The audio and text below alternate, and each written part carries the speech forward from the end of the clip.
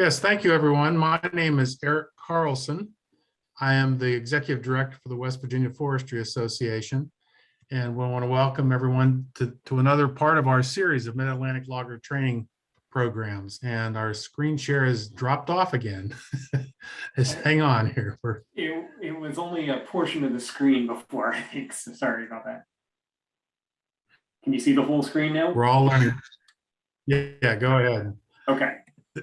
I just wanted to, this is sponsored by the West Virginia Division of Forestry, the West Virginia Forestry Association, the Ohio Forestry Association, Virginia Tech, the University of Maryland Extension. And I hope that I haven't in the Maryland Delaware Master Loggers. So go ahead and move the slide. Tonight's discussion is about risk management and logging insurance, and move on. A couple of things. I want to thank everybody for registering. The session is being recorded. We hope that you keep all your selves muted and the video off while we go through the discussion. And we hope that you enjoy tonight's, and be sure to go ahead and next slide. Any questions you have, there's a button at the bottom of your screen that says chat. You can put that in there, those questions, and we'll use those. And as we go through the presentation, I'll act as host this evening. And if you want to ask your question out loud, as it indicates here, you can, the little button at the bottom says raise hand. You can hit that, and I'll try to recognize you. We'll try to recognize you at the end of each the presentation. Go ahead.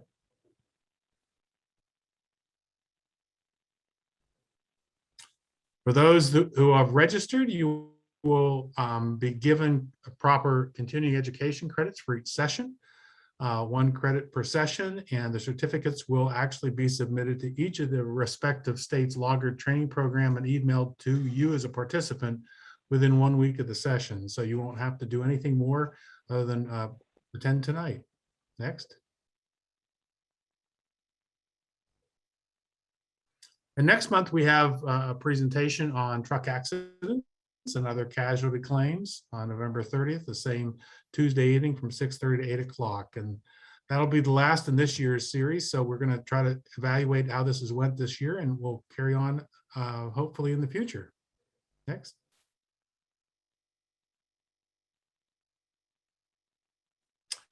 Okay, tonight I want to introduce Kris Belcher, our presenter. Kris is a risk advisor for Trustpoint Insurance based in Bristol, Tennessee. Kris has worked in a number of these states that are in the audience today, and is really extraordinarily familiar with the kind of things tools that you need to manage your risk in the logging business. So I want to just turn it over now to Kris and let him present his information to you. Kris, thanks for being with us tonight. Hello. Okay. Great. Thanks for having me. I'm excited. I've been working with the West Virginia Forestry Association for a while now, and I work with Virginia and Tennessee, and I came up with in my travels I've discovered that there's a lot of issues for the loggers to find commercial insurance and workers' compensation, and when they do find it, the premiums has been pretty high compared to some other types of business. So what I've set out to do is come up with some options that are not so so tough on the budget. So you're not insurance poor, and so I've reached out to multiple carriers. I've found out what they look for and what they like to offer. How they can get them to offer best in class, and what they look for to be considered best in class. So what I was going to talk about this evening is some of the things that they look for, and what can help you get the best premium available out there. So, a lot of things that, one of the first things they look at is loss history. So they want to see what has happened in, within the business, in a certain amount of time. They usually look at 3 years. And then what they look at is, what kind of claims have been paid out, how much has been paid out. And then what I have done is, once they see what's been paid out, they like to find out, what you've done to help prevent that from happening again. Because if we can tell a great story, it reduces the concern that they have over if they're going to, offer a competitive premium. So, they look for, what kind of safety programs you have. Do you have safety meetings? Do you have a safety manual? Do you, how often do you update, said safety manual? Do you have toolbox talks? Do you, what and all do you do with, to prevent, claims from happening? And now, as we go through this, any questions that pop up, if I don't see them, can y'all, chime in and let me know. If I don't want to blow past something and it be, something that we can discuss. So Eric or whomever, if you see something, then just chime in, let me know. Ben. We will do that. But perfect. But a lot of the, they want to see, and what I found is, I have more options for liability and commercial auto, but the workers' comp has been the toughest. Especially for non-mechanized loggers. So what we've come up, what I've found out is, well, so what can we do to help minimize the costs and provide options? Well, they, like I said, they want to know about safety meetings. They want to know about PPE. Do you have a PPE program? Do you require hard hats? Do you, proper shoes, proper head protection, hearing protection? Just, do you have the stuff necessary to protect you if something does happen? So PPE is very important, and safety meetings are important. Safety training. Do you do a monthly, weekly, or what type of training do you do to help protect and educate the employees so they are operating as safe as possible? Because so this is risk management. So what the goal that I'm trying to present when I work with my insurers to present to the insurance companies is that the risk is low as possible. So what type of safety trainings, what are you doing to protect yourself? In the logging operations, that loading and transporting is a big deal. Are you have the proper equipment to load and unload the trucks? What not you do, and documenting what you're doing. Well, another thing that's very important to the carriers is claims reporting. How quickly do you report claims? Do you have a formal accident investigation program to find out what happened and how, what you could do to prevent it from happening again? Then do you have a return to work program? Say if, somebody gets hurt and they get released from the doctor to go to light duty, do you have anything available for them? And what I've found with a lot of my customers in logging, they don't. And I've been able to provide them options of what they can do to mitigate the damage on their work comp, because if it's a indemnity only claim, and indemnity means they only pay, medical only. If it's a medical only claim, they only pay for the medical bills, and then they come back to work. So if there's a lot to the option, you get a 70% discount on your experience mod factor. And a lot of people are like, well, Kris, what's in it? I don't even know anything about my experience mod factor. The experience mod factor is it's called the experience mod worksheet that NCCI, and now in Maryland, it's Chesapeake. They combine the previous 3 years of work comp claims, and that gives you what you call a mod factor. And if you're at a 1 or below a 1, you get a credit, and if you're above 1, you get a debit. So what I explain to my my loggers and businesses that I work with, if you have a medical only claim, you can you get a 70% discount. So only 30% of that affects your experience mod factor.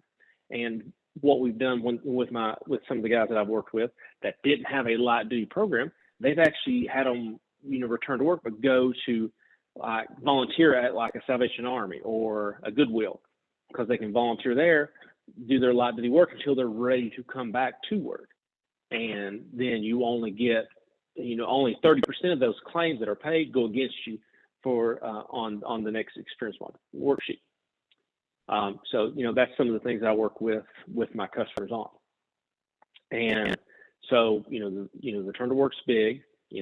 What you do, how you handle claims, how you report them, and what you do now. Moving past workers' comp, like with with the equipment, they a lot of the carriers they want to know what you do. Like, do you have programs where how you service your equipment? Like, do you do monthly maintenance, daily maintenance? Do you have a checklist that you go through each day when you get off the equipment, to service all debris, on any of the mechanized logging equipment that processes the logs and gets the debris out, because that can cause issues. And then on the drivers, how often do you pull MVRs? How often do you check them? And what's your what are you willing to accept as a company? Because is there a 3 strikes you're out rule, or what is acceptable for you? Because some carriers, if they've had speeding tickets, they have a problem. But just what's the process that you put in place? So there's a checklist that we can go through, and what I've done in the past is a lot of times a lot of the customers I work with have no idea what they need to be doing. So we put a program together to put them in a situation to be best in class, so we can get them the absolute best rate. And so, the key is, prevent as much, mitigate as much danger as possible. And then what you do after the accident can protect you down the road too, how you respond. Is there any questions or anything I didn't touch on that would be important, or that?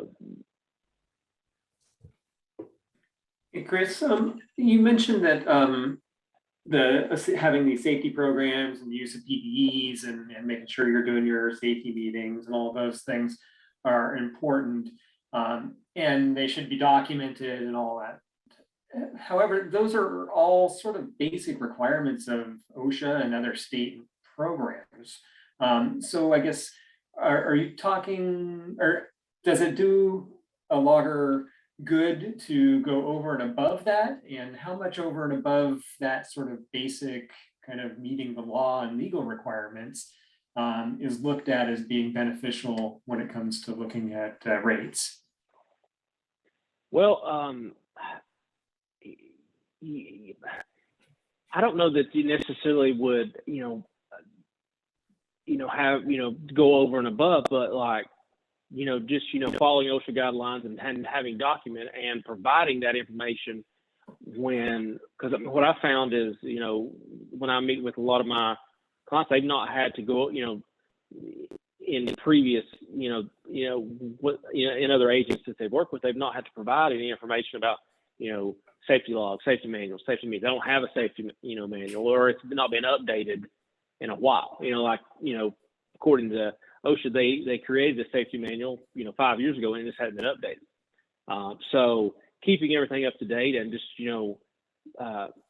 properly maintaining and documenting it is huge. And then, what I've done is, make sure that all that information is provided to the insurance carrier, so they feel more comfortable about offering a competitive rate to the account. Awesome. And Kris, I've got this is another question I have related to equipment. You talked about safety manuals, but when employees come on the job, each piece of equipment has its own safety manual. Should you be documenting that every employee as they come has at least acknowledged that they've read the safety manual? They would acknowledge that. Does that have any benefit to your rates when you're doing a due diligence assessment to say every piece of equipment, every employee has signed off that they've read and understood and asked questions about the safety manual? Is that important? It is very important. And how it works though is it's not like, from an insurance standpoint, I can't come to you and say, well, do you have proof that you have each employee has went over the safety manual? Oh, that's an automatic 5%, or that's an automatic deduction. Where it comes into play though is when I go to the carrier and say, hey, I need a inland marine or equipment policy to cover, 5 pieces of equipment, 5 skidders and all this. I go to them and, say, hey, here's the deal. All the employees are properly trained. They know how to operate the equipment. They've been, they've been trained in the materials. They went over the safety manual. They know how to operate it, because what that tells the insurance carrier is that somebody's just not getting in and improperly operating it, and the potential for a claim. So it is very important. A long-winded response to that, but yes.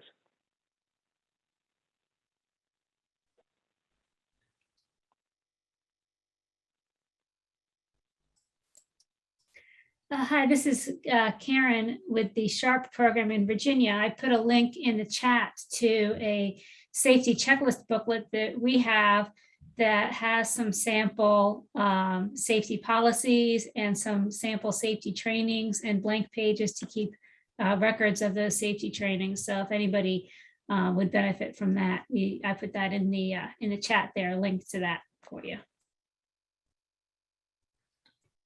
Well, that's great. And what I have provided, for a lot of my insureds is, they, like I said, I've come across safety manuals that have been, outdated. Some of the procedures have been updated, and, I've helped provide them with updated manuals so that they have the most up-to-date programs available. And, it's not out of date. And, that is important, because, I have, a lot of my insurance companies, I have to provide a safety manual and say, hey, or do they have one? And even if they don't have one, we can, that's something that myself as an agent can do. And, the other agents out there that are currently on a lot of the people on the Zoom policy, they should be offering, they can be offering services like that. And if they're not, anybody wants to chat, I would love to just discuss what we can do.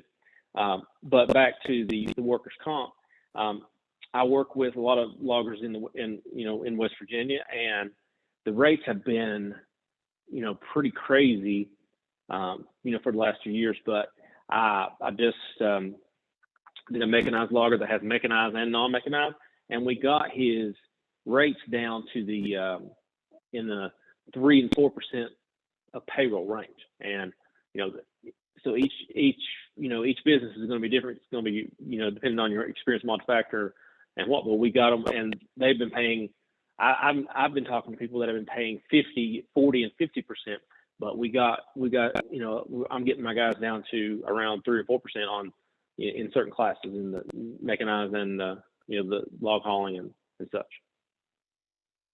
So there is options. Kris, that's terrific. I mean, I think that's one of the reasons we asked you to talk tonight, because I know you've really helped a lot of loggers. One of the things that, when it comes to risk management, many of our loggers are contractors to the people who actually have purchased the timber, and they're doing it under contract. Can you speak a little bit about the types of insurance products, the risk, to manage the risk that they have associated working with under as a contractor, but also on, obviously private or even public land in some cases, to protect themselves from the liabilities associated with that?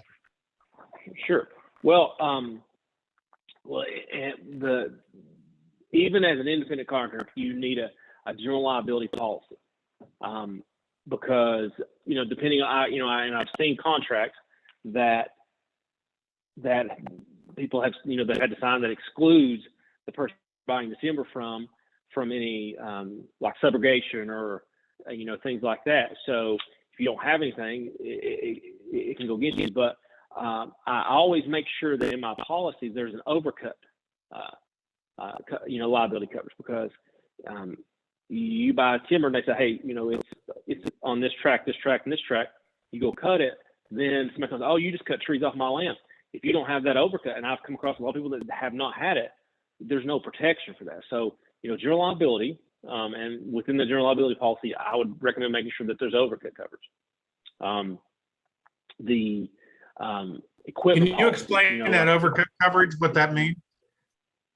Like I was saying, if you go cut a track, if you're cutting the timber, and they say, hey, you need to cut this parcel, this parcel, and this parcel, and it's mapped out, and you cut it. Well, come to find out, they didn't properly provide you the correct map of where area you're supposed to be cutting. You cut timber on someone else's property and they stake claim to it and say, hey, you cut my tree.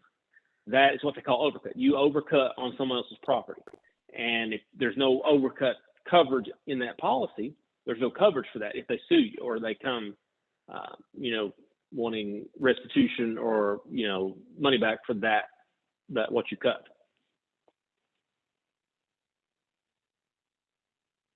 That makes sense? Yes, and could you, for the West Virginia, I don't know how many West Virginia folks are on here, but could you explain the broad form coverage a little bit related to mandalitis? Well, yeah, the broad form, it is an endorsement that goes on a policy that adds a extension of liability for claims, like, for example, say someone is, working and they get hurt and the claims, or they say that, well, that piece of equipment was faulty and we've been the owner has been notified and they didn't repair it, and it's no longer a work comp claim, it's a liability. The broad form endorsement just adds an additional layer of coverage. And it's been typically, there's certain companies that require it. There is employer's liability within the work comp policy, but the broad form is what's called a broad form endorsement. And, it originally started as the mandalitis is the term for it. But it's an extension of coverage. And now West Virginia is the only state in the union that requires the broad form endorsement. Every other state doesn't require it. That's the only place it is. But it's an endorsement that broadens the actual coverage of what claims they will cover on an employer's liability claim. And now the employer's liability, like I said, is if the employer is liable for the damages to the injured employee. And there's a suit brought on after that.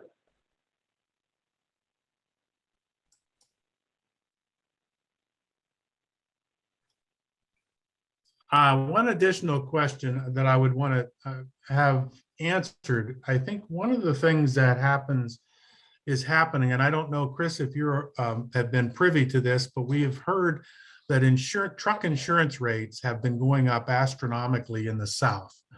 And so much so that the Louisiana legislature had to step in and provide some legal clarification so that these rates could be controlled a little better. It was actually getting to the point where they were so excessive that haulers were finding it difficult to pay for these policies. I mean, they were ranging up to $50,000. It was just astronomical. And I don't know if you've heard of any carriers and any movements in that direction up in this region, Appalachia.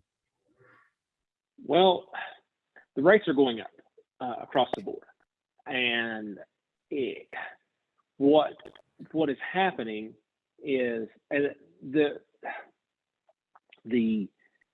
problem all started back in 2008, 2009 when the smartphones really started getting popular. The iPhone, the smartphones took over, and then year after year, there was more accidents in 2009 than there were in 2008. And every year there's been more accidents the next year than the previous. And what is happening in the insurance world, that means more claims.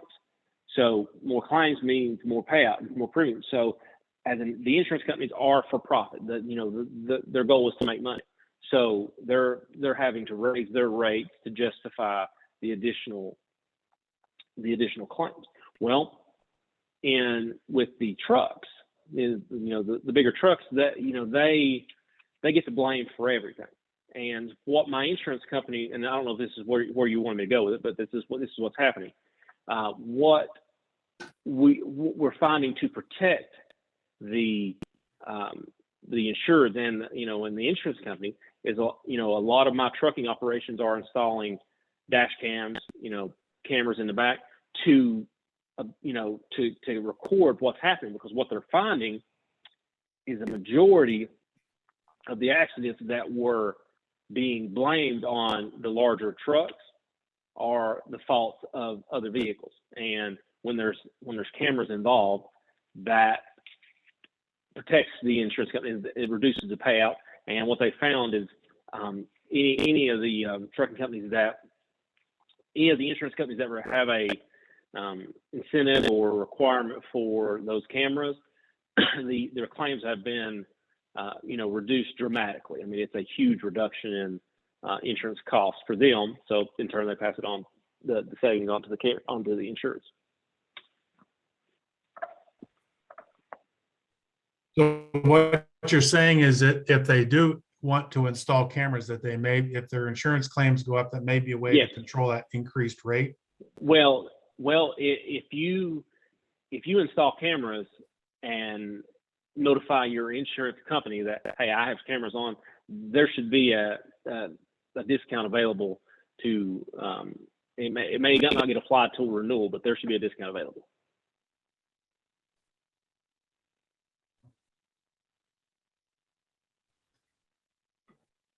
And each insurance carrier is different. So yeah. I've been looking for some questions from some of the participants. We have a few of them here, and feel free, any of the participants, to go ahead and raise your hand or give us a question in the chat box if you have questions for Kris tonight.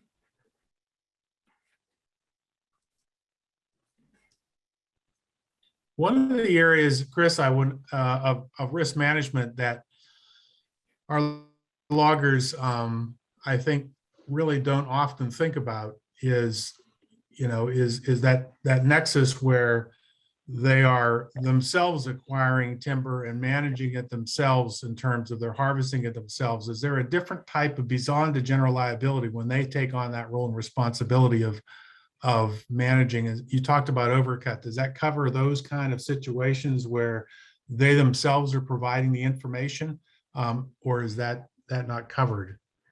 Now, in other words, they go out and buy a purchase of, because the landowner may not have given them the correct lines and it was not surveyed, they just used old fence rows or whatever to determine the areas, and they accidentally cross the line and they get accused. Is their general liability in the overcut rider going to cover that kind of mistake? Yeah, it's not strictly just for subcontracted work. That is one of the primary things overcuts for.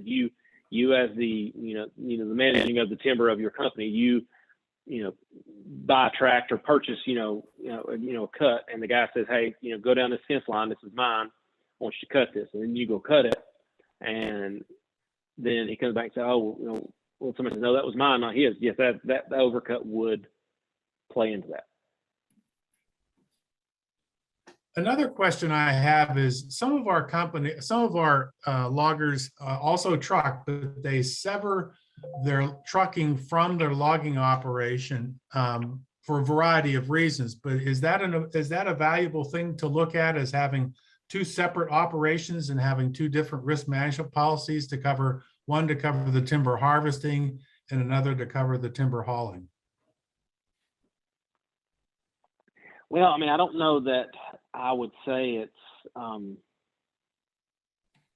a risk management perspective. You could look at it a couple different ways, but if you dedicated risk management to just the trucking operation, risk management just to the timber operation, yes, that would be more beneficial than just saying I'm doing both and give more attention to one over the other. But and by from when I would present this information to an insurance carrier, that would be one of the questions. Okay, so do they have a safety director? Or who handles safety? And they're asking questions about what's the training program for the drivers? What's the how is that handled? So it wouldn't necessarily I don't know, you could say it would be, as long as all aspects of the business are being covered and safety is a focus, it wouldn't make a difference if you had two businesses or one, but it would be better like if you if they were separate and you focused on both. But I've worked with many that run one operation and they have a trucking division and a cutting division all under the same umbrella.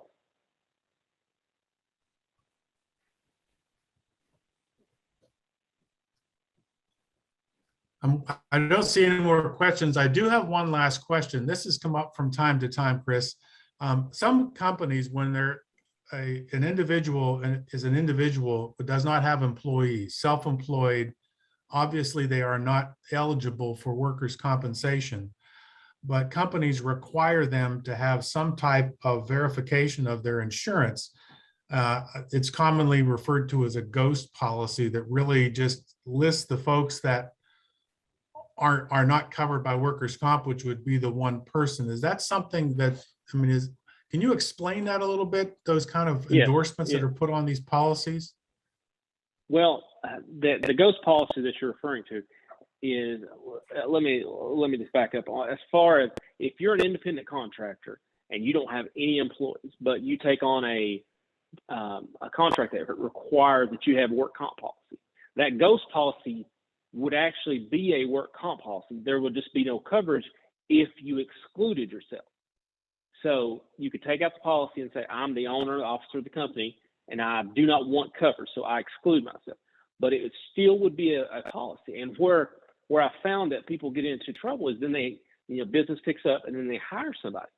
Well, that ghost policy becomes an actual policy as soon as that employee starts collecting payroll, because at the end of the term, because like I said, it is an actual work comp policy. There's just no coverage as long as it's just the independent contractor. He's the only employee of that company. But when he hires somebody and there's actual payroll, at the end of the term, it gets audited, and then the insurance carrier is going to want to collect for the premium for that additional employee. Because on that note, if he hired somebody and that employee got hurt, regardless if he paid any premium for that employee, he would have coverage if he got hurt on the job. We do have a question here.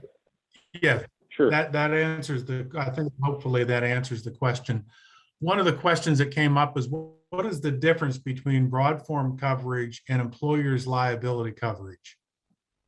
They're both, broad form is a extension and an endorsement.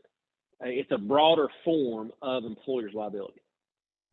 And now, I would have to pull up the complete definition. I don't know. I don't have it memorized, but I know that broad form is a broader form of employer's liability. It goes on top of.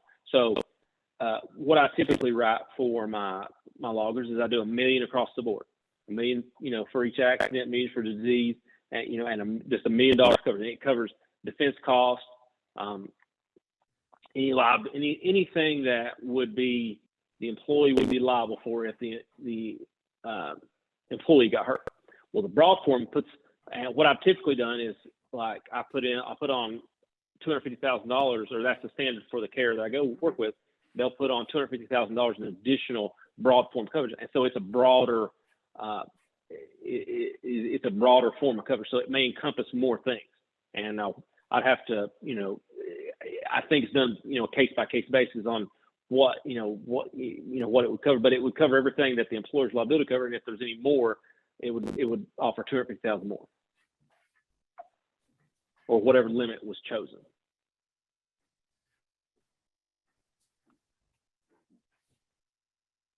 Hey, Kris, I had a question regarding if a logger has had some issues in the past and had some workers' comp claims, and now they're sitting in the scenario where their experience mods are not looking so great, and maybe are a less desirable person or operation to insure. What are some of the steps that we can do immediately to figure out how we get coverage, and how do we get back into the good graces other than just being safe? Are there some steps and things that we can do to help make sure that we're getting as quickly as possible into the cost-efficient or as a cost-efficient insurance area as possible? So yes, there's things that can be done, but what happens, what causes that experience mod to be go up is, there was claims history in the 3 prior years.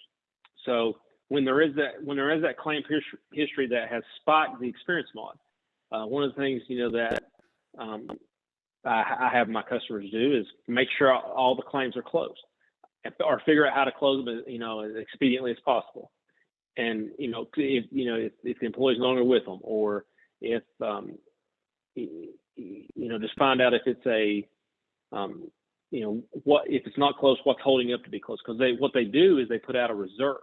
Like when an employee gets hurt on the job and the insurance company is notified, they evaluate the injury. They say, all right, he's got a broke leg, he's got this. All right, it's going to cost us $100,000 over the life of this injury. So they'll put that reserve out there.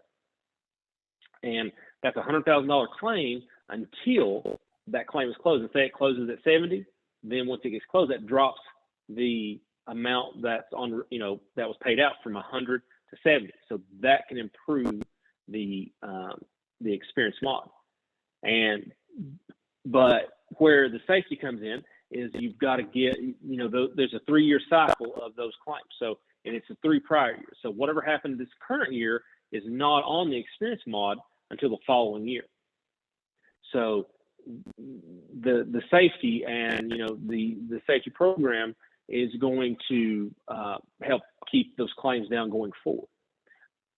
But what you can do in the meantime to make it more attractive to an insurance company is, assess the injury, or assess what happened, find out what you can do to prevent that from happening again, and document it so that when myself or whoever comes around next year for the renewal, say, hey, Kris, all right, we had a situation where, the guy cut his finger, cut his finger off or whatever. All right, we retrained everyone how to operate, chainsaws. We only have certain people allowed to operate chainsaws, and they're, and whatever the safety program that would prevent that from happening again, document it so that we can go back to the carriers. Because if we can prove to the insurance carriers that yes, this happened, but this is what we're going to do to keep it from happening again, there is a possibility to get some relief, or we can reach out to a alternative carrier. And the good thing about reaching out to an alternative carrier is that alternative carrier is not paid a dime on that claim. So if we can show them, yes, this happened, but here's what we're doing to make sure this never happens again, so you don't have to worry about it, then we can get them to be more aggressive and more competitive, because they've not paid out any. They've not lost a penny on the claim that happened in the past. So if they can see that they feel comfortable that it's not happening again, that's how we can approach it. Kris, I've got a couple of questions that have come up Sure. from our participants. First of all, and this one is a clarification of the employer liability coverage. Does the employer's liability coverage, and this is a West Virginia specific related to mandelitis, would it cover mandelitis, or do they need that broad form as an additional coverage, which is obviously an additional cost? Well, what is typically broad form is not standard on the policy. You have to add it. So, and it's what in my travels is it's the only reason that most anybody buys it from me is because they have a contract that the company requires it. So I'm not going to. I can't say that there is something. If you didn't have it, there's something that would happen that would be claimed under employer's liability.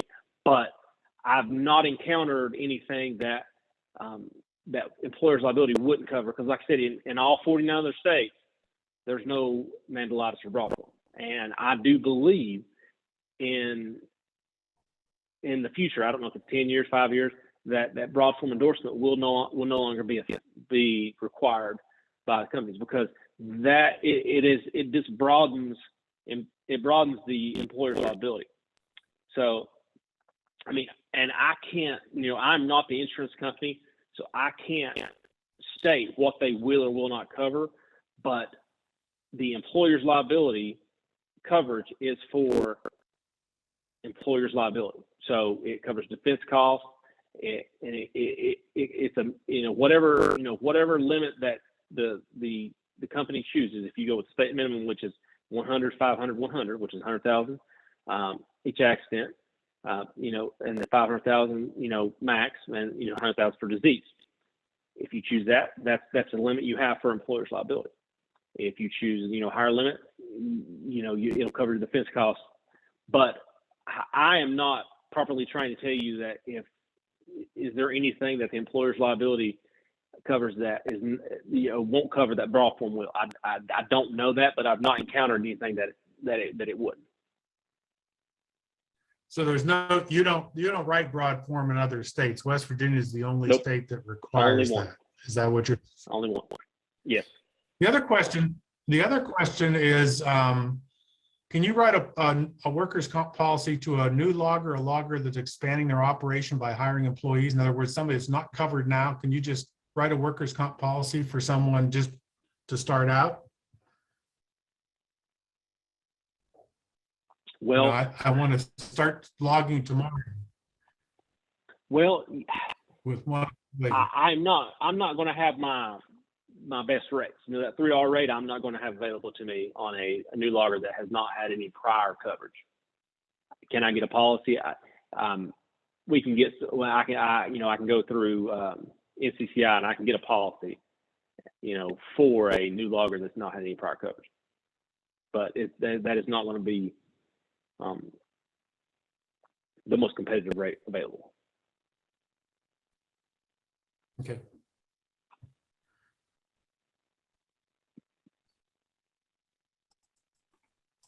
Kris, we also had some other questions in our private chat here. Can you maybe expand on if I'm a logger and have sort of my insurance products all in front of me? I guess, can you give me some hints on how I might review what I have currently and what I think I might, which areas are the best places to target for getting reduced rates, or like which is it more, or I guess, where is the biggest bang for my buck as far as looking at my existing policies and trying to reduce my rates? Where can I have the most impact there? Well, that question would depend on the state, because each and it would depend on what coverages that you had. I mean, as far as reviewing it, I mean, they may have the best rate available of what they have. I mean, without me knowing, but the workers' comp would be the first place I would go to see what was available. Because now what I've found is a lot of insurers that I've worked with that have larger policies. They've had when I've done a review, they've had vehicles and equipment on the policy that they no longer had. They've sold or whatever that no one has checked in on and removed from the policy. So just doing a policy analysis and confirming what drivers you should be on there, shouldn't be on there, and but as far as just reviewing as far as what policies to say where can I reduce? I mean, the workers' comp is where in West Virginia is where I found the most bang for my buck. Excellent. And I guess we had another question that said, can other states get in contact with you directly, or do you mostly serve Tennessee? What is the footprint of your business? I can, if you're in, if you're in California and you want to talk to me, I will gladly talk to you. But I mean, like my service area, I have customers in Charleston, South Carolina, and I have customers in Charleston, West Virginia. I have customers in Maryland. I have customers in Pennsylvania. So, I service all over. Like I said, I'm located in East Tennessee, but I have a very large footprint, and I have offices. My agency has offices in Bristol, Roanoke, Charlottesville, and Richland, and I can cover. I have access to markets throughout. And yes, I would love to be a resource for anybody on this call.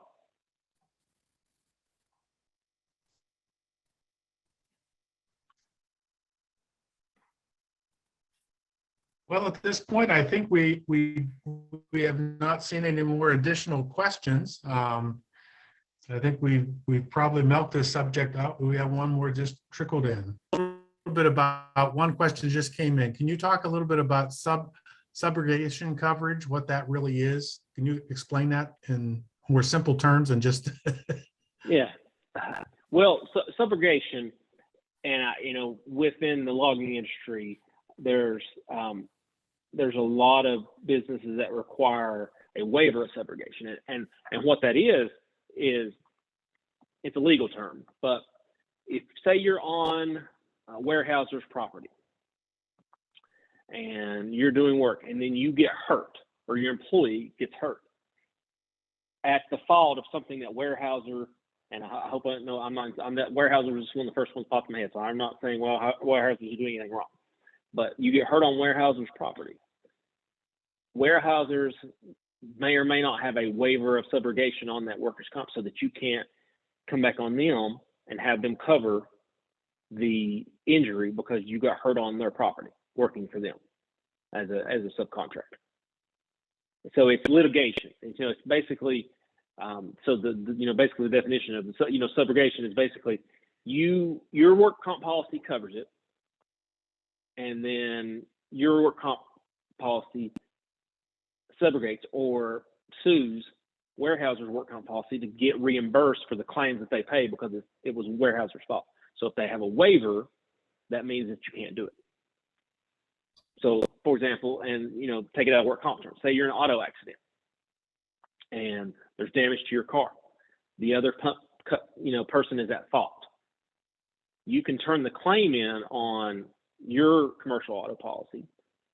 Let the insurance company go find or go out with the person at fault insurance policy and get reimbursed, so the claim doesn't affect you or your premium or your claims history. Does that cover it? And I want to circle back to when we talked about ghost policies. We have a question about what purpose do they really serve if in fact they aren't covering, and they basically are identifying an individual who's not covered by workers' comp. What purpose do they really serve if in the insurance risk management business? Can you explain that? Why a company would want to write a ghost policy? Because what the ghost policy does, and basically it's a $1,400 piece of paper for the business that is getting it. It's a certificate. But what it does, if the employee that has it goes on another property or gets hired to do work and gets hurt, and he's working for another company A, if he has the work comp policy, then he can't file a claim against the other company. So the person that has the ghost policy, he takes a job for the person that has their own workers' comp policy. If he has a ghost policy, he can't file a work comp claim against the other policy. And the other company, when they get their work comp policy audited and they show that they have a 1099 for the person having the ghost policy, the work comp carrier that got the certificate of the ghost policy can't charge the company, company A, for the premium or for the payroll that the 1099 paid out for the company that had the ghost policy. So it does nothing for the company buying the ghost policy besides allow them to get the job, to get the work, to go on the property of the company that's requiring. But it protects the company requiring it. Go ahead, sorry. So it acts as sort of a waiver for the company that's requesting them to have this policy. Yep. So they don't have to pay premium on that money that they paid the subcontractor for the work. Kris, this is Brad Perkins. If I can offer another thought on that. From another insurance carrier, I heard another explanation on that. So let's say a guy is a sole proprietor, but he does have the workers' comp policy. Then he goes out and he hires some folks that he calls contractors. And one of those contractors gets hurt.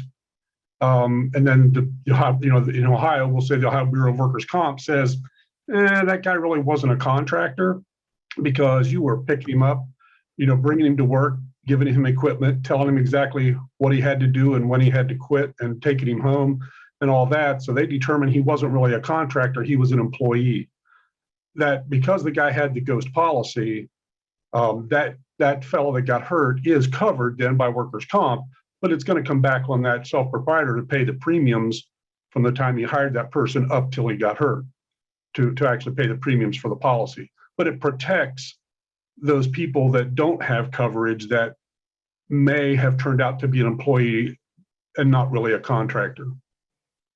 Well, I'll give you, you are correct that it will pick up, and that's what I was saying earlier. But to the work comp carriers, it doesn't matter if they're an employee or a contractor. If they don't have a work comp policy, they will be coverage for that contractor if they get hurt, regardless if they say no, you're an employee or no, the only way the contractor does not have to. The only way the person that has the work comp policy does not have to pay premium on that contractor is if they collect a certificate to show he has work comp. So the work comp carrier will consider them an employee regardless if they're 1099 or an employee if they don't have another work comp policy.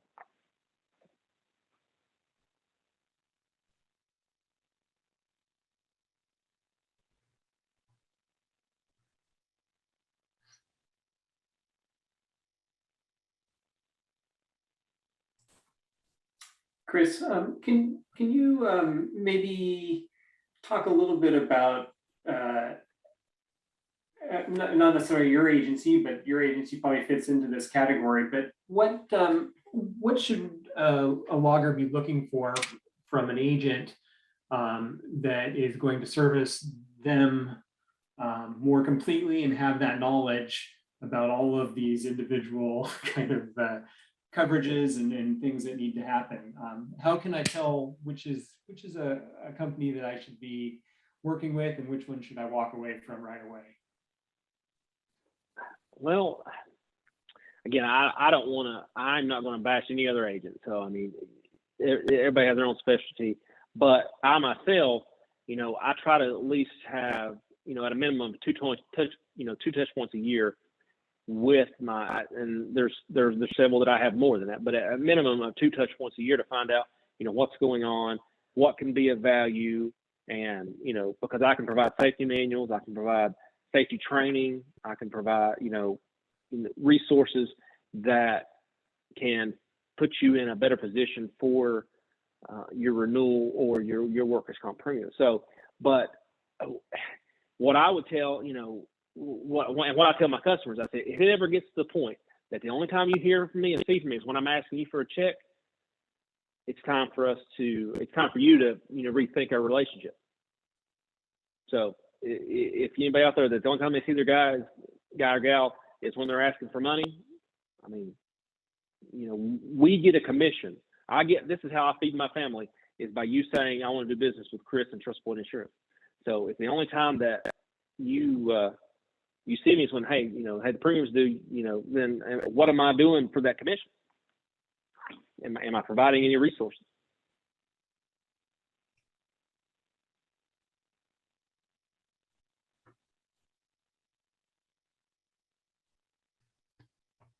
I've always learned in these sessions that we have to wait a little bit for those last questions to come up before we close out a session. So I'm giving folks a few minutes here to contemplate if they have any last questions.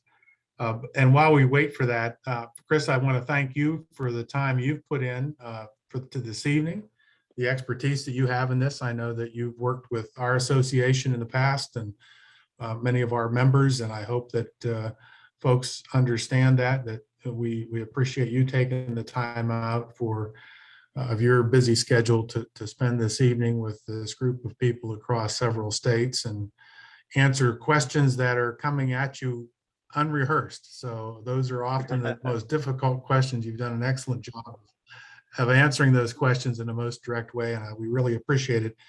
We know that this is an ever-changing business, and it changes by the state and by the day and the week and legally by the court. So we appreciate risk management's a really important topic for loggers.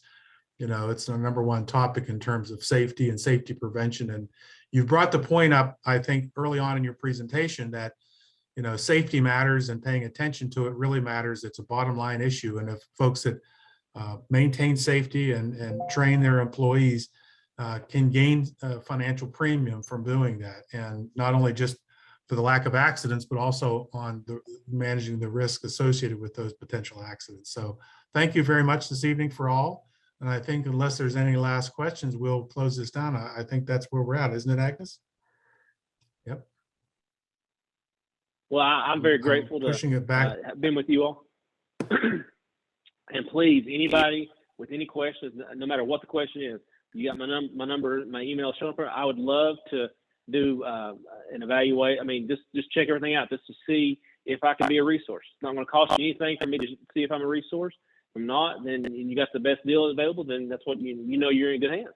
But I would love to see if there's anything I could do to help and be a resource. Thank you so Thank much. you very much. Agnes? Thank you so much, Kris and Eric. We really appreciate your time, and thank you for that generous offer, Kris. I hope that everybody got the phone number that's in the chat and the email that's in the chat, because that was a very nice offer to review your papers and see, you know, what he can do for you. And Kris, I think one of the things that's really great is that although you're in Tennessee, you still can service the viewing audience range. So that's what's great. And we appreciate you taking time to answer all those questions. Eric, we're glad that you joined us. And thank you all for the logging that you're all doing out there, you guys. We really appreciate the care you're taking and that you're wanting to join us every month. And hopefully you've been joining us for a few of them. I see some familiar names, and next month is our last one. So we're looking forward to that. It's going to be a good one. I think it's going to be a good one. It's the truck accidents and other casualties. It's going to be a good one, you guys. So thank you all for joining us, and enjoy the night. Don't forget, Kris is available if you want to call him. Take care. Thanks. Yes, I'm available right now. Thanks. Available right now. Thank you, guys. Take care.